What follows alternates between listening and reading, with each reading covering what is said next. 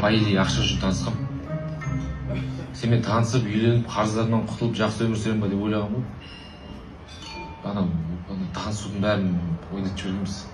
В смысле? Мен негізі кедеймін. Как кедей? Солай, кәдімгі. Өмір болғаннан кейін біреулер кедей болады, біреулер бай болады. Мен кедейлердің қатарындамын. И насколько кедейсің? Прям жесткий кедей емес енді, шүкір. Бірақ кедеймін. Слушай, это же круто. Круто емес кедей. Нет, я не про это. Но ты представь, я тебя познакомлю с папой и сразу скажу, что ты кедей. Вот прикол будет. Папа, познакомься. Вот твой кюбала. Настоящий.